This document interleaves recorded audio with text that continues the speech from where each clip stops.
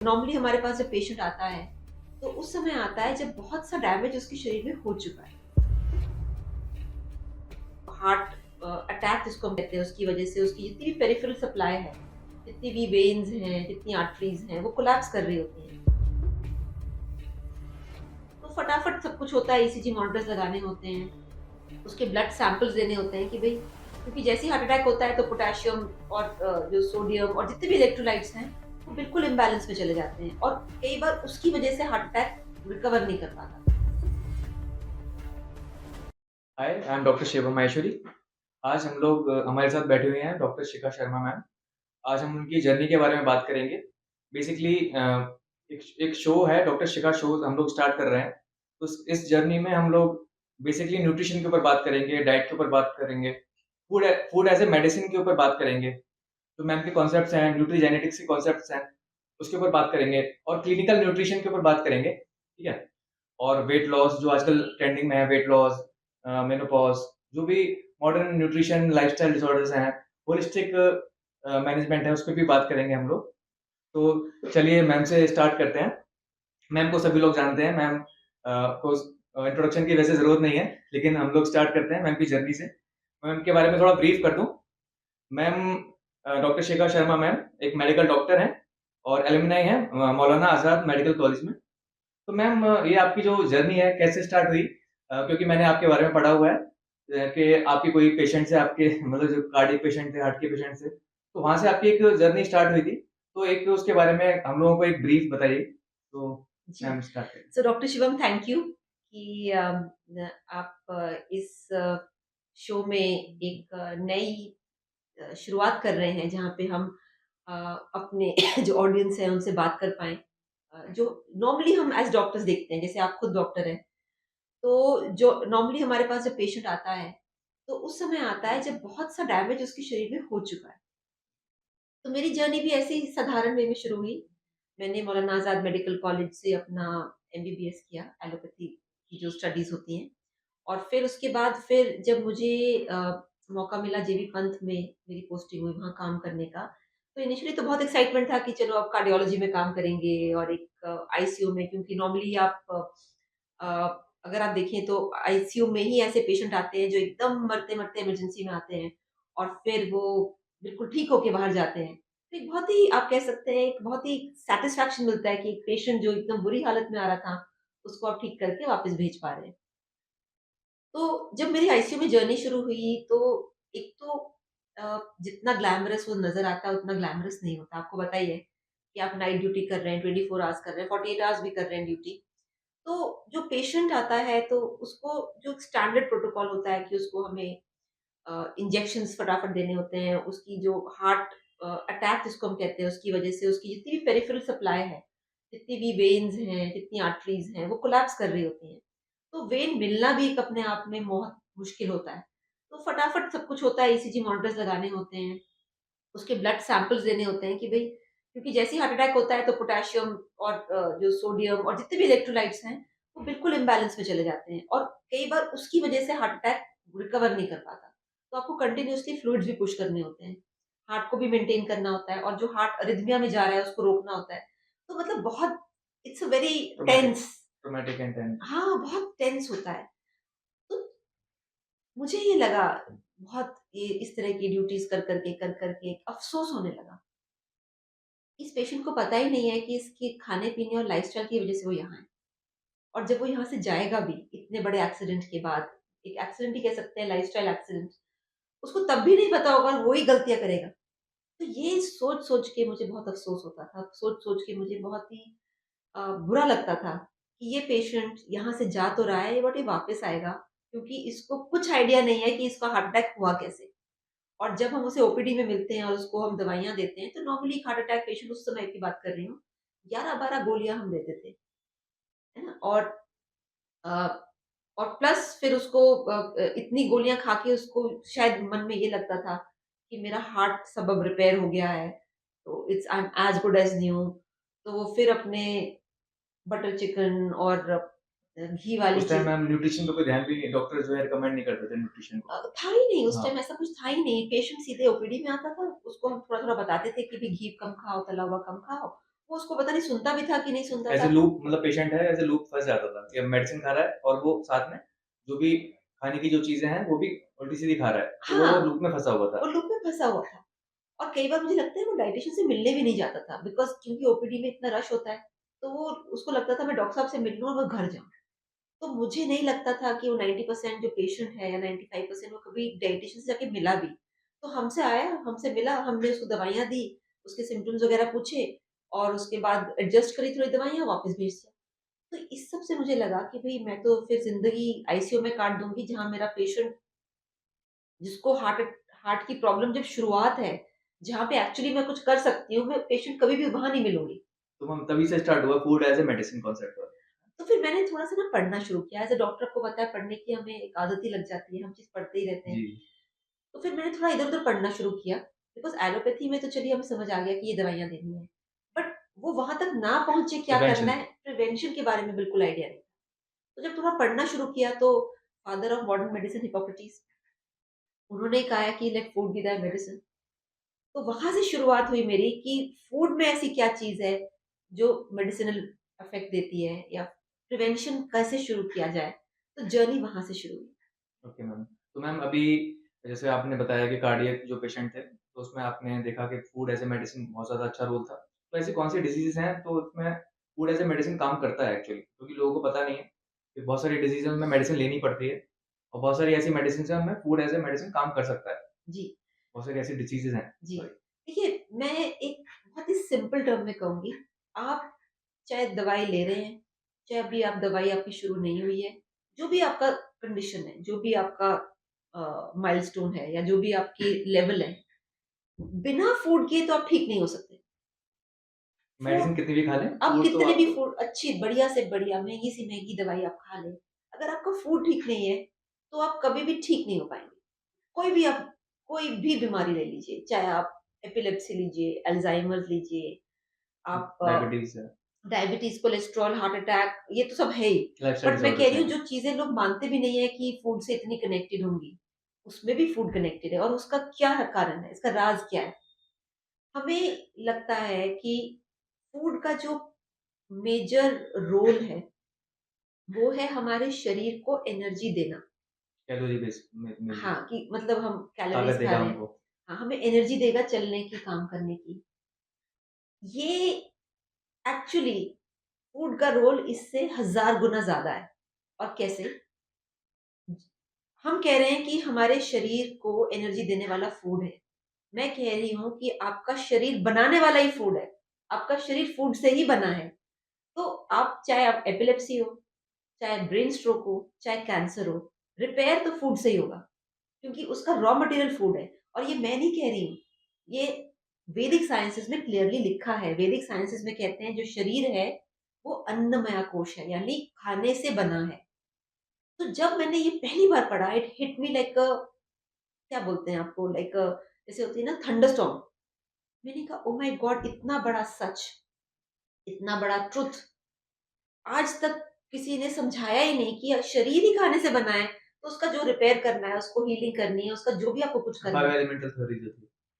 मतलब खाने से ही बना है। हुँ, वो जैसे आप इतना सा जो बेबी होता है, पहले वो एक छोटा-सा ओवम होता है। फिर सेलुलर इंटेलिजेंस मदर का नरिशमेंट लेके उसको एक बेबी बनाती है, फिर वो बेबी बॉर्न होता है, फिर वो बेबी उस नरिशमेंट को लेके बट जो सेलुलर डीएनए है, जो डायरेक्टर ऑफ ऑपरेशंस है, हुँ। उसको एक पूरा इंसान इतना बड़ा बना देता है। हमने तो आज तक फूड को इतना डीपली सोचा ही नहीं कभी। हम तो केवल खाते हैं नॉर्मली, पेट भर गया तो खाते हैं बस खत्म। कभी आप मतलब हमने तो कभी नहीं सोचा कि फूड इतना बड़ा रोल प्ले करता है बॉडी में। एग्ज़ैक्टली इनफैक्ट मैं यहाँ पे एक और चीज़ कहूँगी कि सपोज़ अगर अ, टेबल टूट जाए और लकड़ी का टेबल हो, तो इसको अगर आप रिपेयर करना चाहेंगे, तो लकड़ी लेके आएँगे रिपेयर करने के लिए। अगर सपोज़ मिट्टी का घड़ा है या मिट्टी का कोई चीज़ है, वो कहीं से क्रैक हो जाए तो उसको रिपेयर करने में आप मिट्टी ही लाएँगे।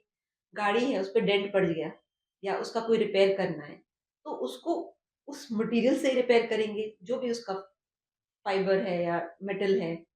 तो शरीर को भी तो उसी मटीरियल से बिल्कुल रिपेयर मैम। करेंगे जिस मटीरियल से वो बना है। तो शरीर का जो मटीरियल है जिससे वो बना है वो फूड है। जैसे मैम आप बता रही थी कि आप कि हमारे सारी बॉडी फूड से ही बनी है। तो बिल्कुल, हमारे जीन्स भी फूड से ही बने हैं। बिल्कुल।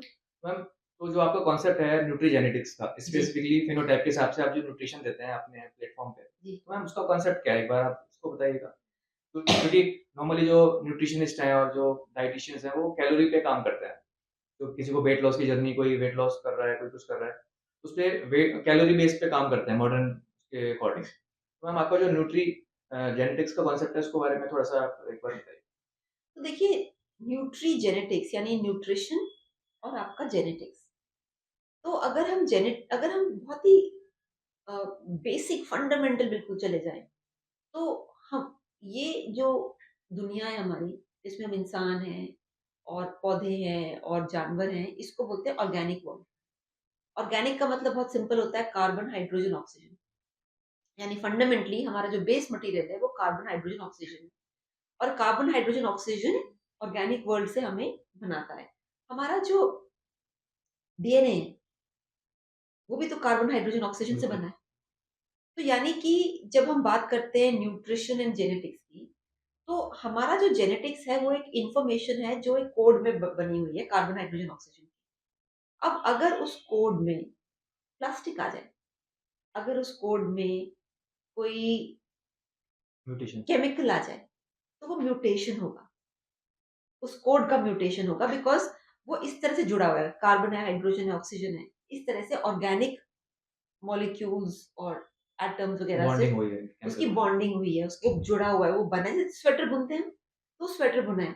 अब बीच में आपने क्या किया, एक इनऑर्गेनिक केमिकल बीच में ला दिया, वो फँस गया जाके। जैसे चाबी फँस जाती है ना लॉक में, अब वहाँ पे वो टूट गया, वो कम्युनिकेशन टूट गया, तो अब वो म्यूटेशन होगा।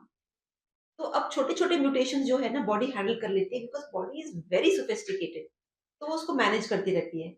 बट वो एक लेवल तक मैनेज करती है बट कहीं पे वो दिखना शुरू होता है। तो किस तरह से दिखता है? इन्फ्लेमेशन। इन्फॉर्मेशन बोली। शरीर के अंदर घाव बनने शुरू हो जाते हैं।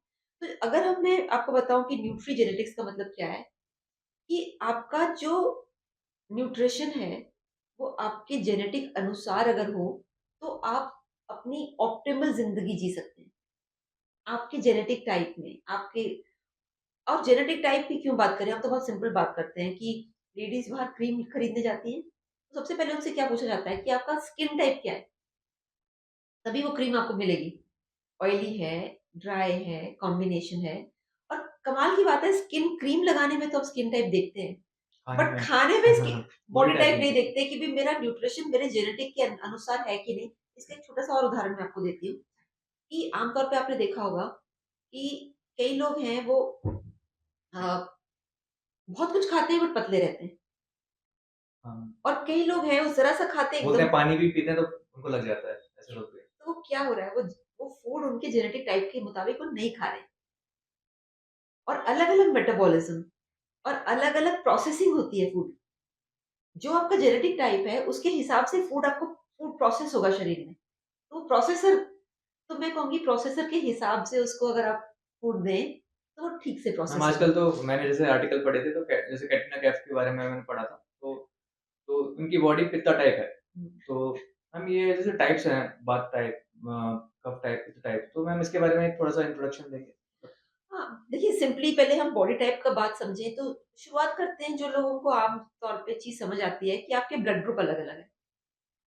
तो जब आप कहीं ब्लड डोनेट करने जाते हैं, तो आपका ब्लड ग्रुप टेस्ट होता है कि आप ओ पॉज़िटिव हैं, बी पॉज़िटिव हैं, एबी पॉज़िटिव हैं। तो इसका मतलब क्या है कि अगर ब्लड ग्रुप अलग-अलग टाइप है, दैट मीन्स आपकी बॉडी टाइप कहीं न कहीं तो फ़र्क है ही। ख़ैर अगर आप वैसे देखें चेहरे तो हर एक चेहरा यूनिक है, तो वो अपने आप में दर्शाता है कि हमारी बॉडी टाइप यूनिक है।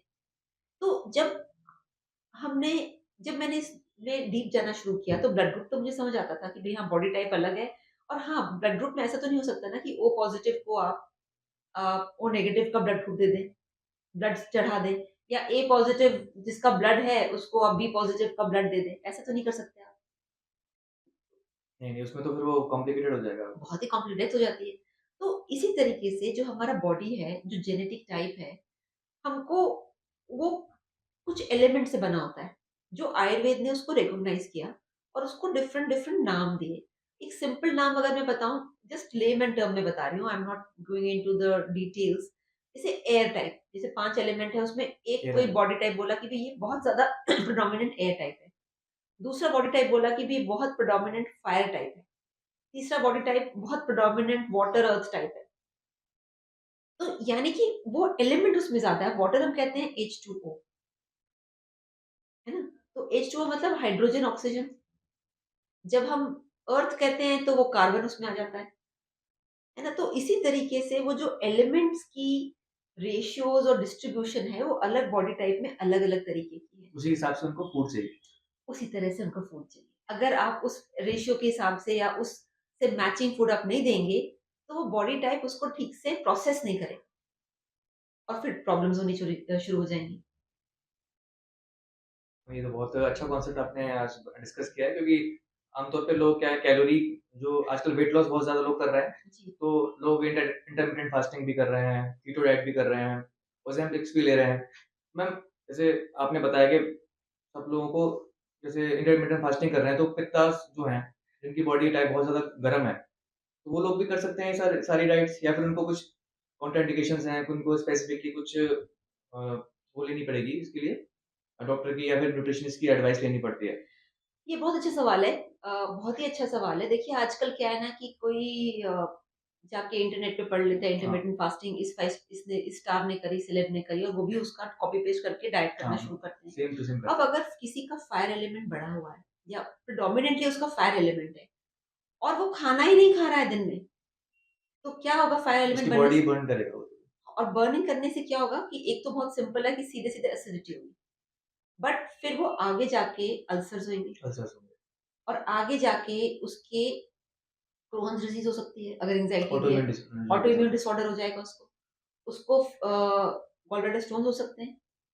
क्योंकि जितने भी फायर एलिमेंट के डिसऑर्डर्स हैं, आपने उस फायर एलिमेंट को इम्बैलेंस ही कर दिया।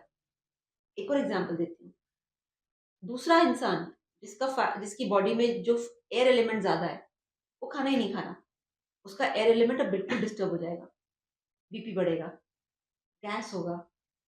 अ, उसका अगर एयर एलिमेंट और डिस्टर्ब हो गया, तो उसके क्या बोलते हैं किडनी में फ़र्क आएगा, नर्वस सिस्टम में फ़र्क आएगा, स्लीप हैबिट्स और उसमें स्लीप हैबिट्स उसकी बिगड़ जाएँगी। तो यानी कि उसने तो क्या है कि सिर्फ़ उसको लग रहा है मैं खाना ही तो स्किप कर रहा हूँ। बट उसका क्योंकि ऑलरेडी एयर एलिमेंट डेलिकेट है, फ्रेजाइल है और उसने और डिस्टर्ब कर दिया। तो और वो उसको अगर फास्टिंग करेगा तो उसको और ज़्यादा इसके नेगेटिव इफेक्ट्स हैं। एब्सोल्युटली। तो यानी किसी की भी डाइट कॉपी पेस्ट करके मत यूज़ कीजिए बिकॉज़ उससे आपको सिर्फ़ साइड इफ़ेक्ट होगा। हम आजकल एक और चीज़ चल रही है, लोग वेट लॉस कर रहे हैं। तो मैम, एक्चुअली वेट लॉस और फैट लॉस में क्या अंतर है? बहुत अच्छा सवाल है।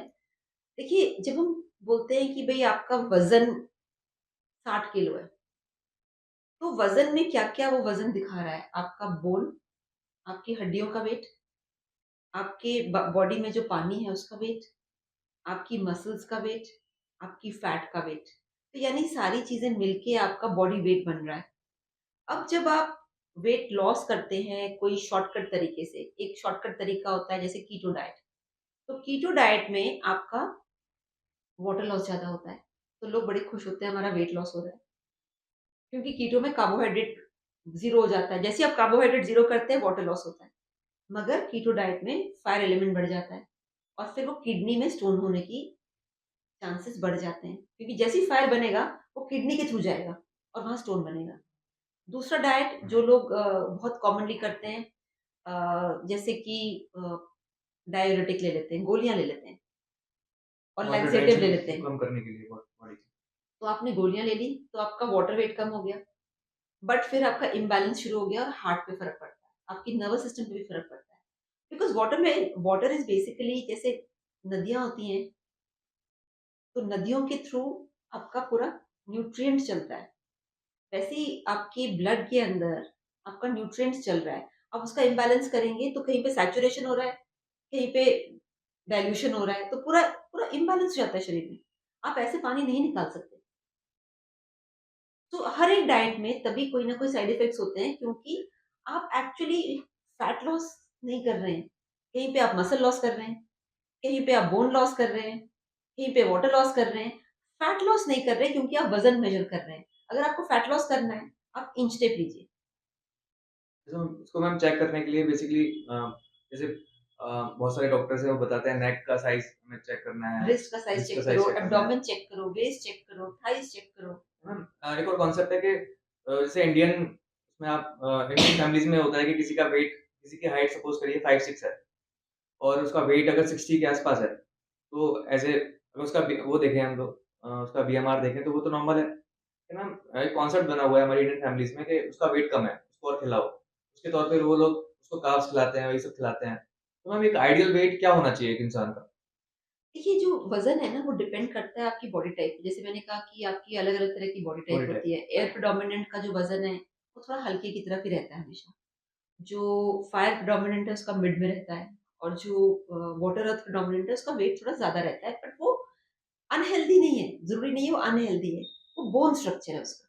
उसकी बोन्स और उसके अर्थ एलिमेंट ज़्यादा है, तो हाँ, उसका थोड़ा-सा अपर साइड भी है, तो वो नॉर्मल है। वो नॉर्मल है। ये मैम एक मिसकंसेप्शन है, क्योंकि हाँ, सबको नॉर्मल दिखता है जो मॉडर्न साइंस ने बताया हुआ है। हाँ, अगर यार जिसका अगर वाटर एलिमेंट ज़्यादा है, उसका अगर अपर साइड भी होगा तो वो नॉर्मल रहेगा। एग्ज़ैक्टली। तो आपको क्या मेज़र करना है कि आपकी मेज़रमेंट कैसी है?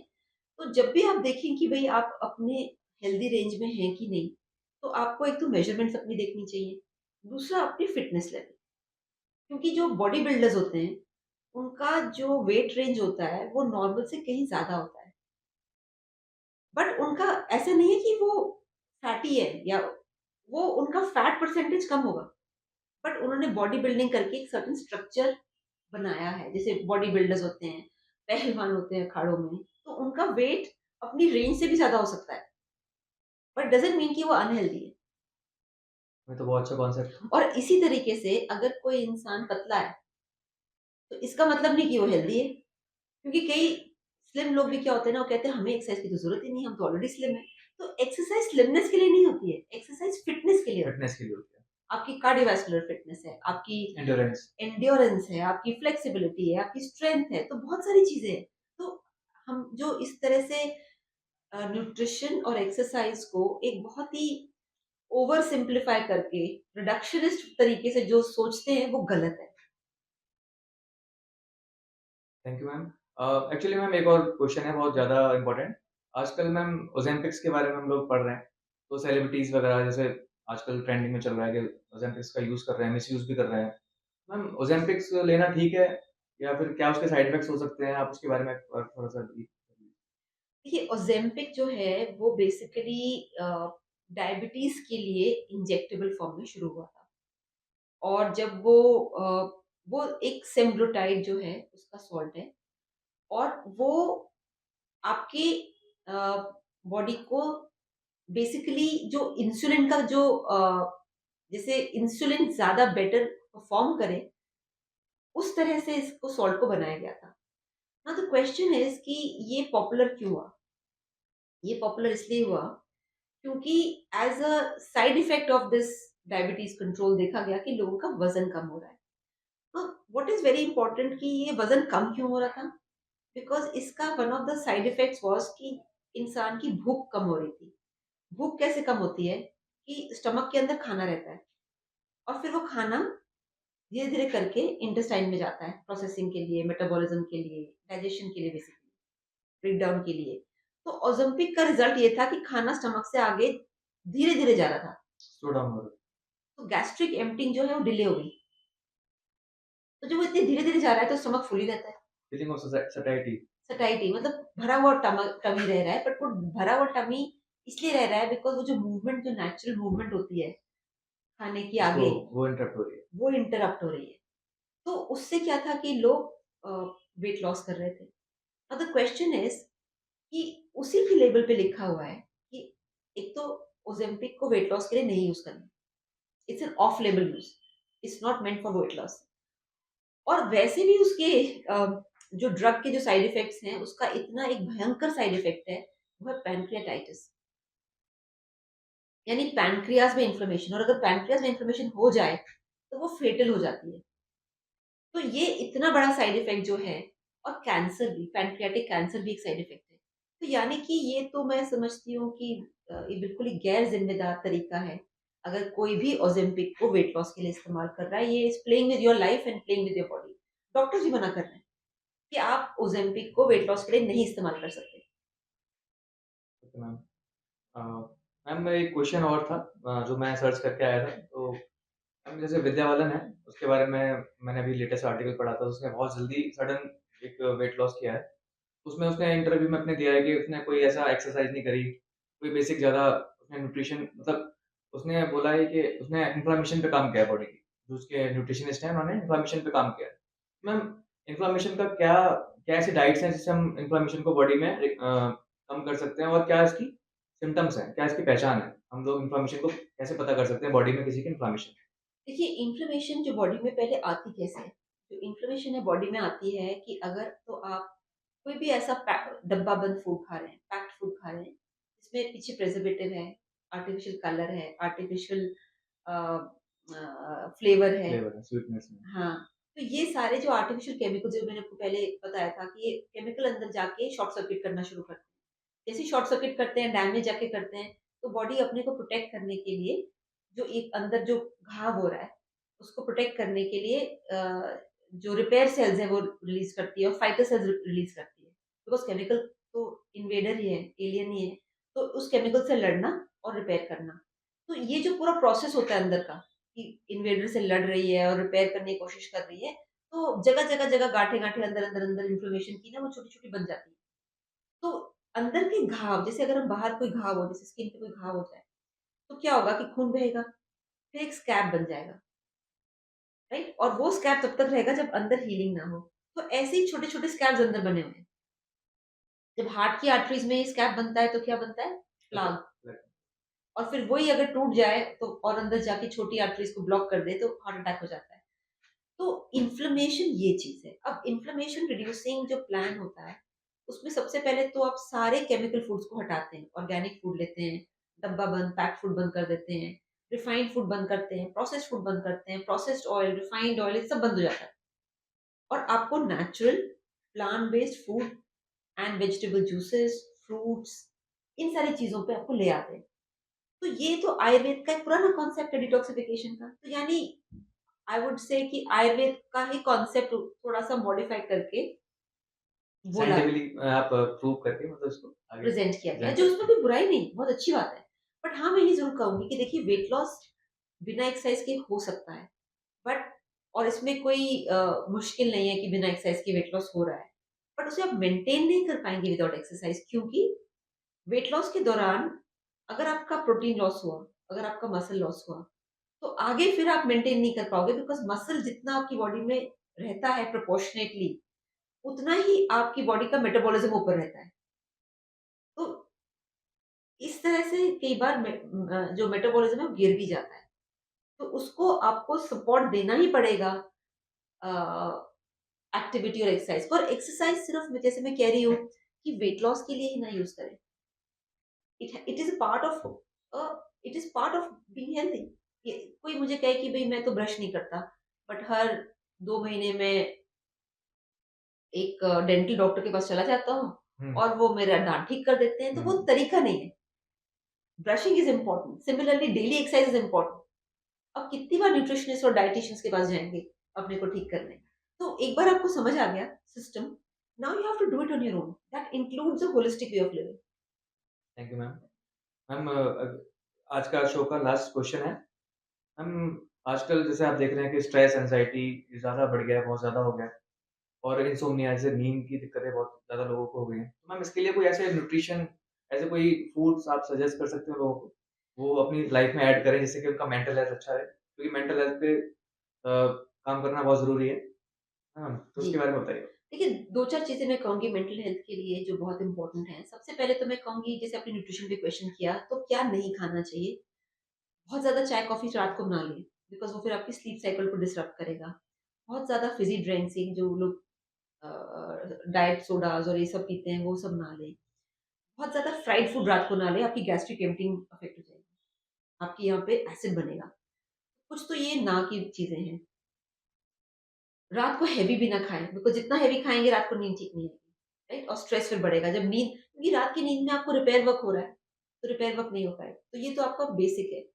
दूसरी चीज़ अच्छी नींद के लिए ये सब तो फ़ॉलो करें ही। ऑफ़ कोर्स फिर जैसे जैस्मिन इन्फ्यूज़न है रोडोडेंड्रॉन इन्फ्यूजन है, जिसके बारे में हम अगले एपिसोड में और बात करेंगे कि ऐसे कौन से नेचुरल हर्ब्स, फ्लावर्स हैं जो आपको मदद करते हैं अपनी हेल्थ को अटेन करने का, उसके बारे में भी हम बात करेंगे। बट संक्षेप में भी मैं यही कहूंगी कि एक तो ये जैस्मीन, रोडोडेंड्रॉन, आंवला अपनी डाइट में जरूर लेके आए। रात को हल्का खाना खाएं, हैवी ना खाएं, बहुत फ्राइड ना खाएं, और सोने के समय 10, 15, 20 मिनट पहले योग निद्रा करें। एक तरह का रामबाण है ये स्ट्रेस के लिए। और ये इतनी सिंपल टेक्निक है कि आप सीधे यूट्यूब में योग निद्रा ढूंढ के उसको आप अगर शुरुआत करें और सुबह के समय अनुलोम विलोम करें, तो ये दोनों तो चीजें आप आज ही शुरू कीजिए, अगर आप और कुछ भी ना कर पाए। Okay ma'am, thank you so much आपके इम्पोर्टेंट सेशन के लिए। आगे भी हम लोग इस जर्नी को कंटिन्यू करते रहेंगे और अच्छे-अच्छे जो हमारे टॉपिक्स हैं हेल्थ के ऊपर, वो न्यूट्रिशन के ऊपर हम लोग लाते रहेंगे। Thank you so much. Thank you thank ma'am. You doctor Shiv. Thank you.